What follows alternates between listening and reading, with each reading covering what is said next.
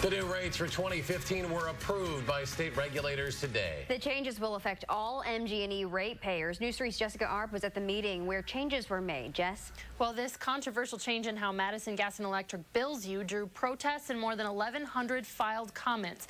A plan that will cost you more each month. I am persuaded the company's proposal is reasonable. At a meeting on Madison's west side. Respectfully, these are anything but small or modest. They are huge increases. Public Service Commissioners differed over a Madison Gas and Electric plan to increase a fixed grid connection rate from $10 to $19 a month starting next year, saying energy efficiency is driving down their revenues, but costs to maintain the power grid are the same. 2 of 3 commissioners agreed. This is about fairness to me and understanding that you are still connected to the system, and there are still costs associated with being connected to the system, and those costs must be accurately charged to every customer. This isn't merely an exercise in accounting, but in customer fairness. But opponents say the plan penalizes energy conservationists and rewards big energy users. And so this is our regulatory policy these days. The folks who use the most get a break on their bill. Those who use the least, those most committed to conservation, those least able to pay, see double-digit increases. Renewable energy groups and AARP were on hand for the final 2-to-1 vote. All those in favor signify by saying aye. Aye. Aye. Those opposed? Those abstaining.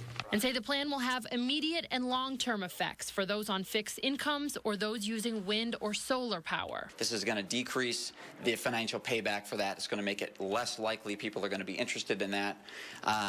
It is going to send more people looking at what are their other options. It is disappointing. You know, the Public Service Commission talked today about it's only a few dollars here, a few dollars a month, you know, $50 to $77 a year. That's a lot of money for seniors on fixed incomes. You are still connected to the system, and there are still costs associated with being connected to the system, and those costs must be accurately charged to every customer. Even low-income senior energy customers. Some of them have to cut their medications in half, and some of them have to struggle each month just to pay their rent. You know, is it fair to put an increase on them that they can't control? They are huge increases. And a couple dollars here and there makes a gigantic difference in a lot of cases for a lot of seniors. AARP's James Flattery's calculation leaves out a continuing option for energy customers as MG&E sees it. And there's still going to be a strong incentive for customers to save energy. It's very simple. If you use less, your bill is going to be smaller. With more reliance on a larger fixed energy cost, opponents argue trying to cut back on power usage through solar or wind or other renewable energy will pay off less and less. MG&E's Steve Krause concedes there's impact on customers using solar wind, but says the utility's customer base continues to absorb a higher cost for renewable energy production.